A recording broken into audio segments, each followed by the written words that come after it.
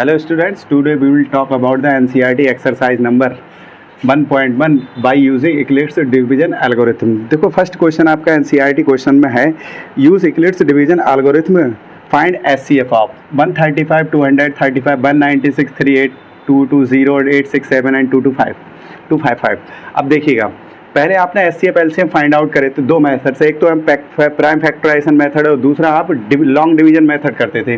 तो long division method यहाँ भी अप्लाई करना है, लेकिन बस उसको एक स्टैंडर्ड फॉर्म में लिख देना है। उसको हम यूक्लिड्स डिवीजन एल्गोरिथम कहते हैं। देखिएगा डिवीजन मेथड से करते हैं तो डिवीजन तो है ही, लेकिन यूक्लिड्स एक मैथमेटिशियन थे, उन्होंने क्या काम किया, एक इसको स्टैंडर्ड फॉर्म दे दिया। उसको हम क्या कहते हैं, एल्गोरिथम बोलते हैं, प्रोसेस बोलते हैं, फार्मूला बोलते हैं, या फिर हम डिलेमा बोलते हैं। डिलेमा या एल्गोरिथम क्या होता है, प्रूवन स्टेटमेंट होता है which is used to prove the other statements also. मतलब ये पहले से ही एक प्रूवन स्टेटमेंट होता है, लेकिन ये अन्य स्टेटमेंट को सिद्ध करने के लिए होता है। अब देखिएगा पहला क्वेश्चन आपने पहले से ही आपने किया था, कुछ इस तरीके से लिखा था। देखिए आप डिवाइड करते हैं, आप देख रहे हैं 135 क्या है आपका, एक स्मॉलर नंबर है किससे, 2 to 5 से। कुछ इस तरीके से कर सकते हैं 135 और डिवाइड 135 से डिवाइड करेंगे 225 इज डिवाइडेड बाई 135। अब देखिएगा बंजा अगर आप अप्लाई करेंगे तो आपका 135 और आपका क्या हो जाएगा 0 और 9। फिर आप इसको लिख लेंगे 135 और 90 बन जा 90 हो जाएगा। तो आप देखेंगे क्या बचेगा आपके पास 45। अब आप फिर 90 को नोट डाउन कर लेंगे तो आपका 2 टाइम्स कट जाएगा, रिमाइंडर क्या हो गया आपका 0। ऐसा आपने पहले भी किया था, 4th 5th स्टैंडर्ड में थे, तब आप करते थे by use find the HCF by using long division method. This is also a long division method, but इसको एक स्टैंडर्ड फॉर्म में दिया यूक्लिड्स ने। तो आपका वो स्टैंडर्ड फॉर्म क्या थी, BQ और प्लस R।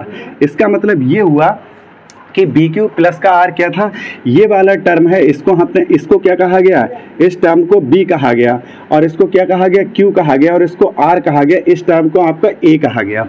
तो बस इस तरीके से लिख देते हैं, एक ही जगह आप क्या लिख देंगे 225, और आप B की जगह क्या लिख देंगे 135, और यहाँ पर मल्टीप्लाई 1 और प्लस रिमाइंडर कितना हो जाएगा 90।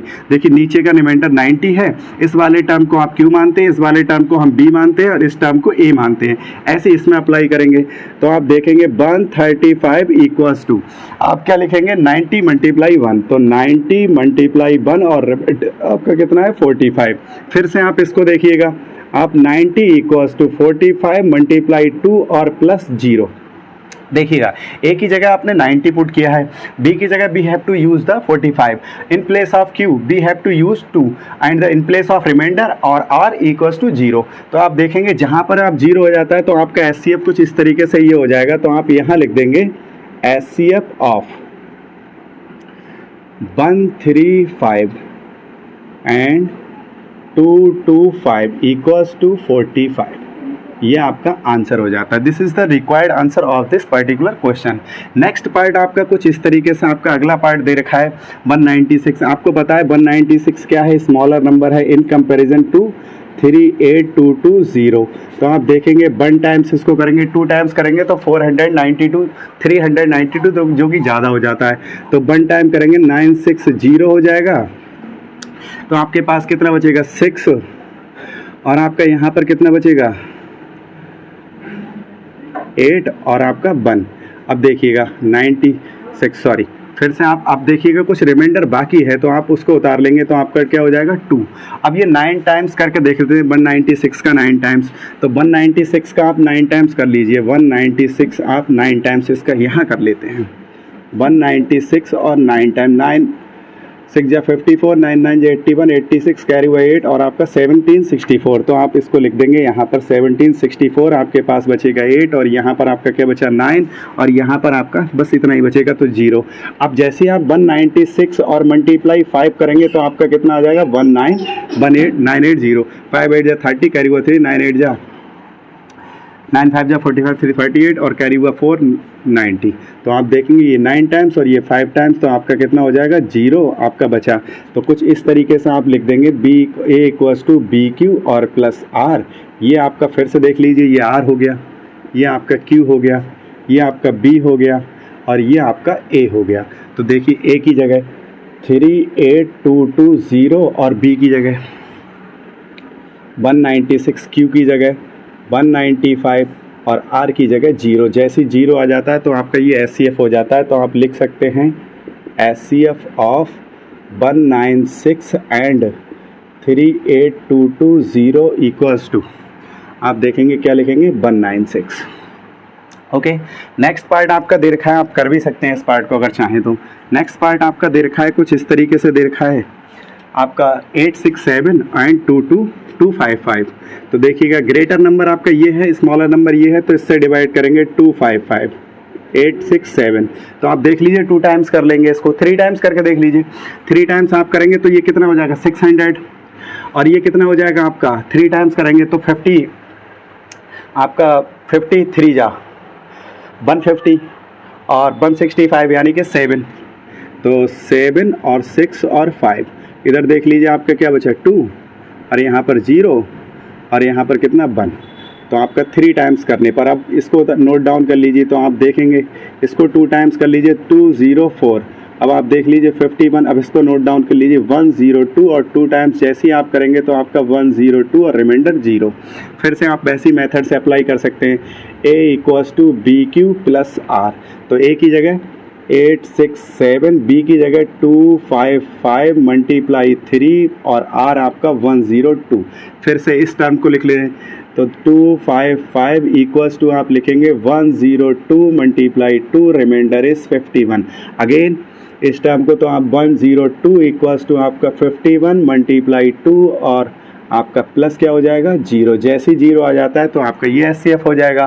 फिर आप लिख लीजिए ऐसे ही SCF of 867 and 255 equals to 51। तो ये आपका रिक्वायर्ड सॉल्यूशंस हो गए। बस पहले भी आपने 4th और 5th स्टैंडर्ड में किए थे, लेकिन बस इसको नाम दे दिया गया है कि स्टैंडर्ड फॉर्म में लिख दिया गया इस तरीके से। तो यूक्लिड डिवीजन एल्गोरिथम कहा गया है। डिवीजन इसलिए कहा गया, मैं फिर से एक बार फिर से बता रहा हूँ, डिवीजन इसलिए कहा है क्योंकि हम डिवाइड करके इस थ्योरी को लिखते हैं, और एल्गोरिथम क्या होता है एक प्रोसेस या एक फार्मूला होता है जो कि प्रूव करने के लिए होता है अन्य स्टेटमेंट्स के। तो इसका नाम हो जाए यूक्लिड डिवीजन एल्गोरिथम। तो देखिए तीनों पार्ट मैंने कर दिए। नेक्स्ट क्वेश्चन नंबर आपका 2 है, so that any positive integer, आप इसको स्क्रीनशॉट भी ले सकते हैं, देख लीजिए। दूसरा क्वेश्चन आपका दे रखा है so that any positive integer, कुछ इस फॉर्म में दे रखा है। क्वेश्चन है आपका पॉजिटिव इंटीजर आपकी फॉर्म दे रखी है, कह रहा है फॉर्म 6q + 1 और 6q + 3, 6q + 5, 6q + 1 odd positive integer की फॉर्म में आपको शो करना है कि ये ऑड पॉजिटिव इंटीजर्स की फॉर्म में हैं या नहीं, और हैं तो कौन कौन से पार्ट हैं। अब देखिएगा आप इनको लेके चलते हैं। तो हम सोल्यूशन की जब बात करते हैं तो सोल्यूशन में हम क्या लिखते हैं, let a be any odd positive और इंटीजर, ठीक। तो और b इक्वल्स टू हम क्या लिख लेते हैं 6, क्योंकि b की जगह। कंपैरिजन कर लेते हैं यूक्लिड डिलेमा से तो या यूक्लिड एल्गोरिथम, तो a इक्वल्स टू क्या हो जाएगा BQ + R। अब एक कंडीशन जरूर देखिएगा, a is not equals to R is less than b। ये कंडीशन का खास ध्यान रखना है कि सर कहाँ तक हम R को लगा सकते हैं। तो R इक्वल्स टू आप देखिएगा, R इक्वल्स टू आप क्या लगाएंगे 0 1 2 3 4 और 5, इतने केस तक लगाएंगे। अब देखिए कैसे, क्योंकि b से r कैसा होना चाहिए, 0 से तो बड़ा होगा, ग्रेटर होगा या फिर 0 के इक्वल होगा। लेकिन कंडीशन ये b से डिवीजर, b फॉर डिवीजर, इधर जो डिवाइड करता है इधर q है, ये a है और यहाँ r है। अब देखिएगा जब यहाँ डिवाइड करते हैं तो इसका मतलब है b से स्मॉल होना चाहिए, और b हमने माना है 6। आप देख लीजिए क्यों माना b, आप क्वेश्चन में ही गिवन है BQ + R, तो b इक्वल्स टू 6। तो आप देखेंगे b जैसे आपने देखा तो b से स्मॉल यानी कि 6 से छोटा कहाँ तक होना चाहिए r से। केस नंबर 1 बनाते हैं। अब देखिएगा केस फर्स्ट की बात करते हैं, जब r इक्वल्स टू क्या आ जाएगा 0, केस नंबर 1 और r इक्वल्स टू 0। इस इक्वेशन को देखिएगा, इस इक्वेशन को, तो a इक्वल्स टू क्या हो जाएगा 6q, right.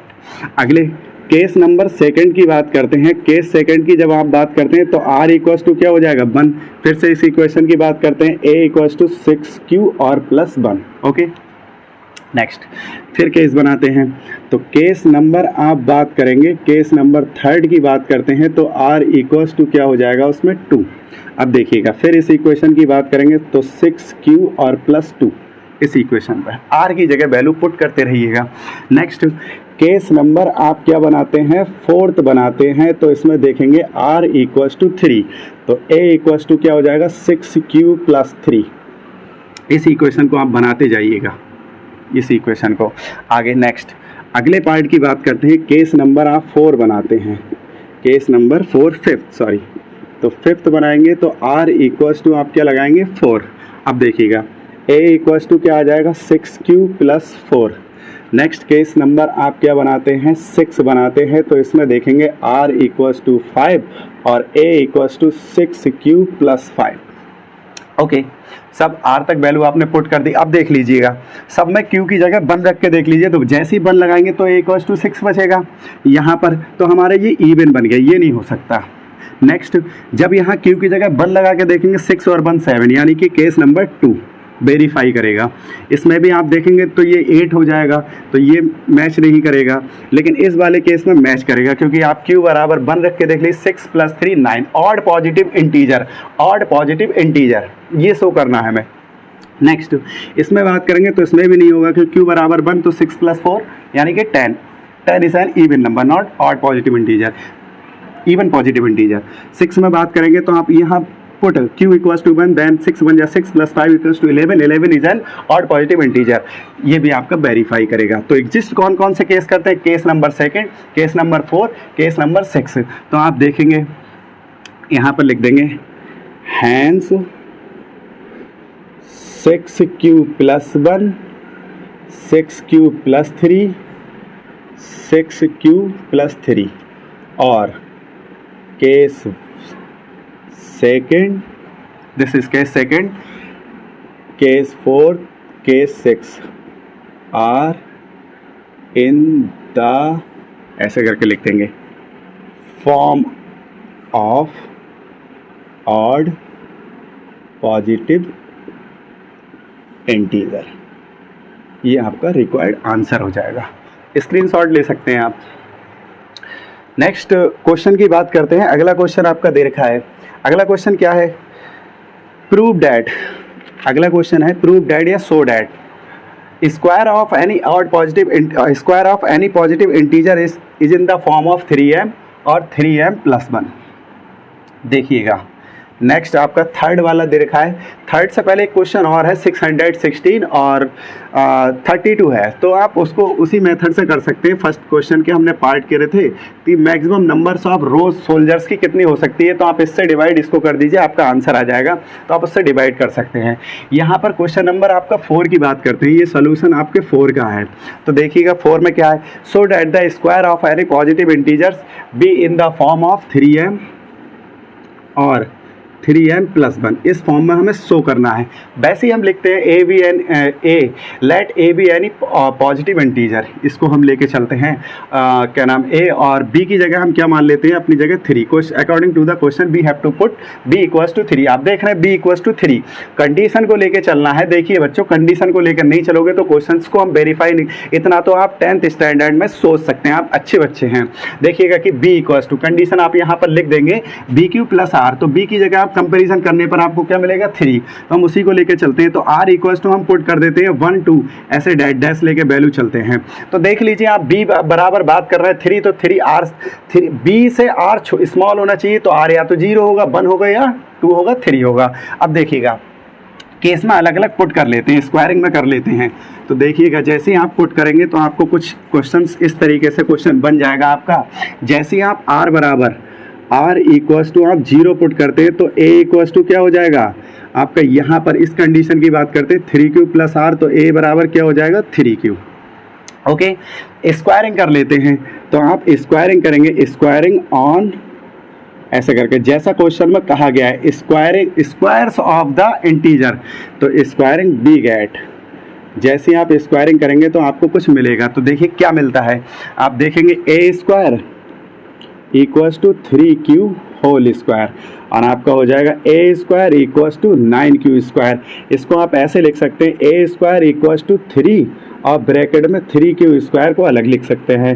A square equals to 3 और इसको क्या लिख सकते हैं 3m, और यहाँ पर आप लिख देंगे where m equals to 3q²। देखिएगा एक पार्ट आ गया ए स्क्वायर इक्वल्स टू 3m, तो यही हमसे कहा गया था। अगले पार्ट में जरा देखिएगा, नेक्स्ट पार्ट की बात करते हैं। r इक्वल्स टू 1 ले लेते हैं, r इक्वल्स टू 1 ले लेंगे तो आपका a इक्वल्स टू आपके पास कितना हो जाएगा इक्वेशन 3q + 1, क्या हो जाएगा 3q और +1। तो देखिएगा जैसे आप स्क्वायरिंग करते हैं ए स्क्वायर इक्वल्स टू 3q और +1 का स्क्वायर, ये फार्मूला आपको पता होगा a + b का होल स्क्वायर आपका क्या होता है A square + b square + 2ab। Okay, A square की जगह आप पुट कर दीजिए, in place of a square you have to use 3q and in place of b you have to use 1, then b get a square equals to आप देखेंगे ये क्या हो जाएगा 9q² + a square + b square. अब आप देखिएगा 2 multiply a की जगह 3q और b की जगह 1, आपको क्या मिलेगा a square equals to 9q² और देखिएगा +6q और +1 को अलग कर लेते हैं, इसे ब्रैकेट में ले लेते हैं। देखिएगा आपको चाहिए क्या, आपको चाहिए 3। इन दोनों टर्म से आप ऐसे करके 3 निकाल सकते हैं। 3 निकालेंगे तो आपके पास क्या हो जाएगा 3q² और प्लस का 2q और +1। अगले स्टेप में आप लिख सकते हैं ए स्क्वायर इक्वल्स टू 3m + 1 और वेयर आप इसको लिख सकते हैं वेयर m इक्वल्स टू आपके पास क्या हो जाएगा 3q² और प्लस का 2q। देख लीजिए नीचे बस आपका हो गया। तो यहाँ पर आप इसको लिख सकते हैं हैंस प्रूव्ड कि square of positive integer will be in the form of 3m और 3m + 1। आपने प्रूव कर दिया है, स्क्रीनशॉट आप लिख सकते हैं। ये आप जानते हैं अलजेब्रा का ही आपका पार्ट है जो आपने बहुत छोटे से ही पढ़ रखा है। नेक्स्ट क्वेश्चन नंबर आपका 5 दे रखा है, सो डैट या prove that the cubes of positive integers will is in the form of 9m, 9m + 1, 9m + 8। अब देखिएगा क्या दे रखा है 9m + 1, 9m + 8। देखिएगा ज़रा क्वेश्चन पर ज़रा थोड़ा सा फोकस कर लेते हैं। देखिए आपको क्या दे रखा है, कुछ ऐसे दे रखा है। 5th पार्ट आपका 5th क्वेश्चन 9m, 9m + 1 और दे रखा है आपका 9m + 8, कुछ इस तरीके से। अब देखिएगा ज़रा क्वेश्चन पे, let a be any positive integer. अब देखिएगा ज़रा इसकी हम बात करते हैं, इक्वेशन आप बनाते हैं तो आपका हो जाएगा 3q और +r। ठीक है, देखिए b इक्वल्स टू हम फिर 3 ले लेते हैं। अब सर हमें कैसे पता लगेगा कि हमें b इक्वल्स टू 3 लेना है, ये तो हमें पता लग गया सर, सब में सपोज करना है, कॉमन सी बात है। लेकिन b इक्वल्स टू 3 देखिएगा यहाँ पर आपका दे रखा है 9। अब आप अगर 3 का क्यूब करते हैं तो आपको क्या मिलेगा 27, और 27 इज ए मल्टीपल ऑफ 9, तो इसलिए हम क्या लेंगे 3 लेंगे। जैसे ही आपने b इक्वल्स टू 3 लिया, इस कंडीशन को फॉलो करें, 0 इज लेस देन और equals to r is less than b, तो आप देखेंगे r की वैल्यू कहाँ तक जाएगी 1 और 2 तक। तो देखिएगा जैसे ही आप r इक्वल्स टू क्या पुट करेंगे 0 पुट करेंगे तो आपके पास इक्वेशन कुछ इस तरीके से हो जाएगी 3q। अब क्यूब ऑन बोथ साइड्स, अब इसमें क्यूब कर देते हैं तो आप क्या देखेंगे, क्यूब करने पर आपको क्या मिलेगा, देखिएगा ज़रा इस क्वेश्चन पे। अब आप क्यूब कर देते हैं तो आप क्या क्या हो जाएगा, क्यूब ऑन बोथ साइड्स या फिर on cube, cubing both sides. तो आप देखेंगे कुछ इस तरीके से हो जाएगा, और ये क्यूब इक्वल्स टू आपका क्या हो जाएगा 27, ये 27 क्यूब। इसको ऐसे लिख सकते हैं a क्यूब इक्वल्स टू, अब आपको 9 की फॉर्म में लेना है तो 9 बाहर ले लीजिए 3q क्यूब। अगले स्टेप में a क्यूब इक्वल्स टू आप क्या लिख सकते हैं 9m, और यहाँ पर इसको कर देंगे where m equals to 3q cube. एक पार्ट हो गया। नेक्स्ट पार्ट की बात करते हैं। अगले पार्ट में आप r इक्वल्स टू 1 लगा दीजिए। जैसे ही आप 1 लगा देते हैं कुछ इस फॉर्म में मिल जाएगा। जैसे ही आप क्यूब करेंगे तो क्यूब करने पर आपको कुछ इस तरीके से हो जाएगा। अब देखिएगा क्यूब लगाने पर आपका हो क्या जाएगा, मिलेगा क्या आपको, क्यूब लगाने पर आपको मिलेगा, कंडीशन कुछ इतनी बन जाएगी a क्यूब इक्वल्स टू, तो a क्यूब इक्वल्स टू आपका हो जाएगा 27 क्यूब और प्लस आपका क्या हो जाएगा 1 और +3 मल्टीप्लाई 3q और +1 और 3q + 1। ये a प्लस बी का होल क्यूब का फार्मूला होता है ए प्लस बी, आपने पढ़ा होगा, चलो मैं दोबारा लिख देता हूँ, A cube plus B cube plus 3ab और ए प्लस बी, ये इस तरीके से आपका फार्मूला बन जाता है।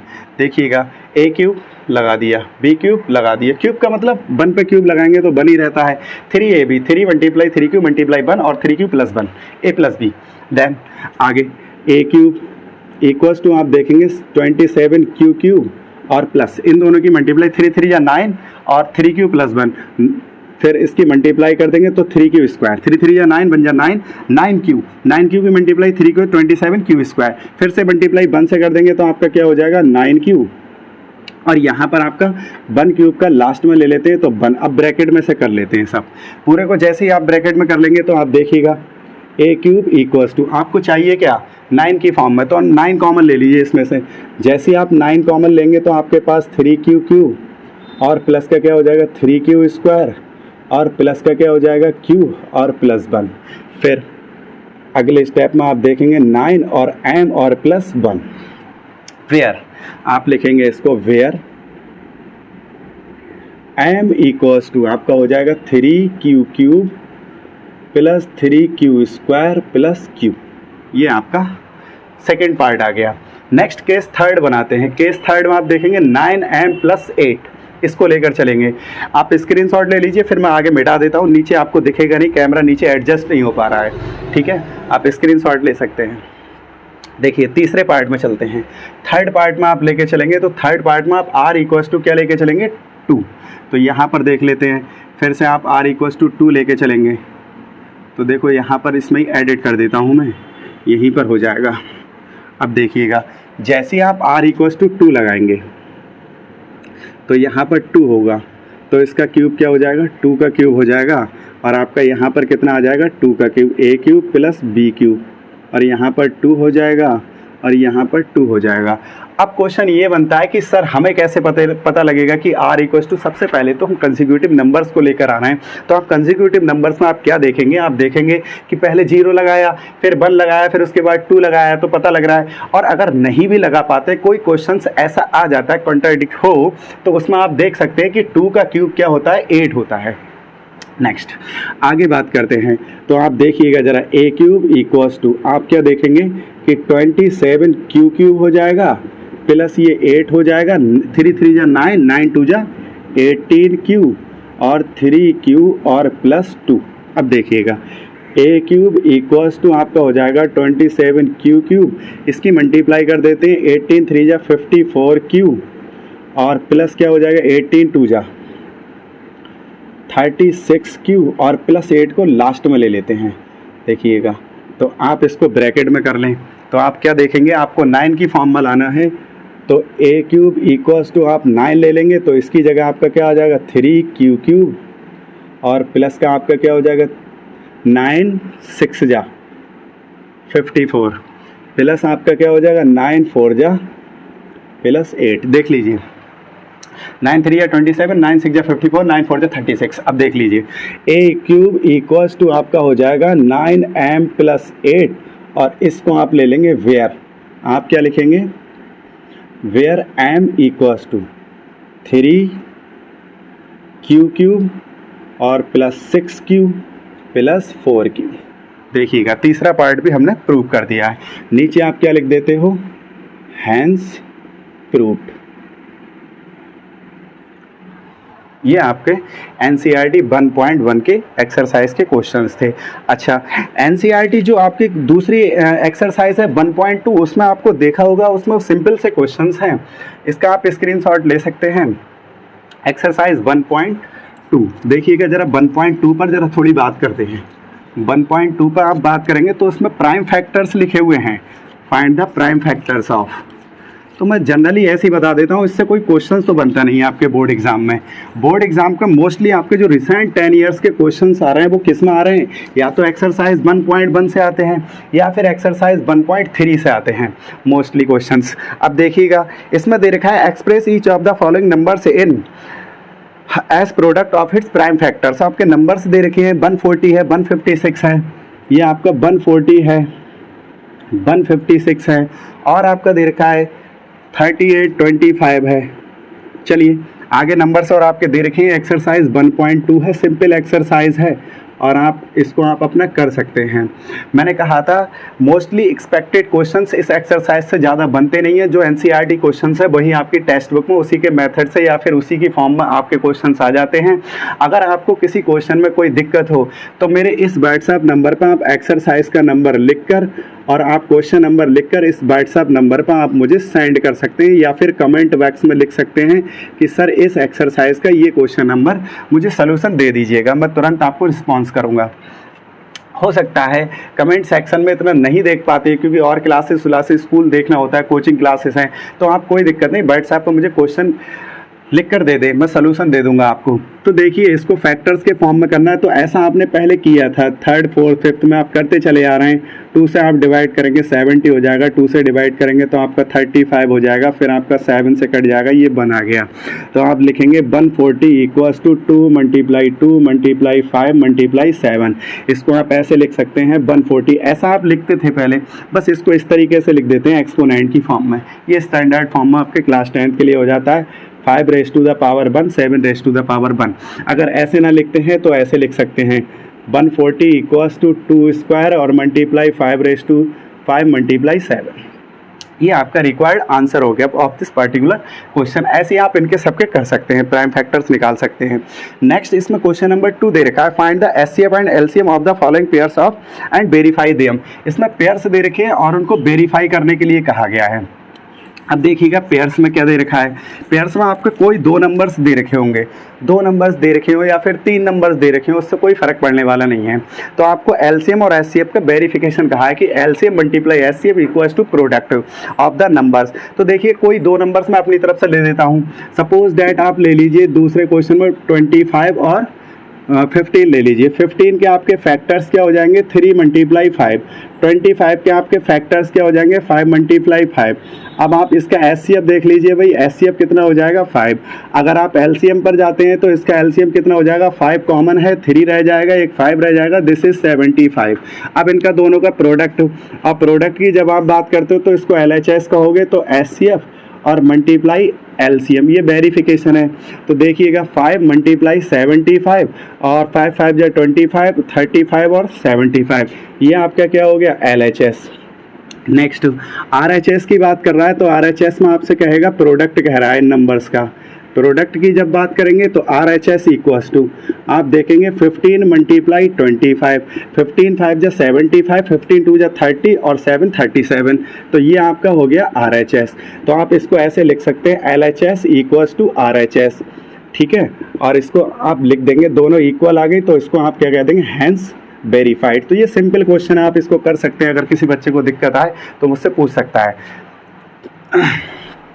आप व्हाट्सएप नंबर का इस्तेमाल करके आप क्वेश्चन कर सकते हैं। नेक्स्ट पार्ट में बात करेंगे एक्सरसाइज 1.3 1.4 और बेसिकली एक्सपेक्टेड सब क्वेश्चंस है जो आपके आते हैं एग्जाम में, इन्हीं से क्वेश्चंस आपको मिल जाते हैं, इससे ज़्यादा क्वेश्चंस कहीं बाहर नहीं जाते हैं चैप्टर नंबर 1 से। Thank you.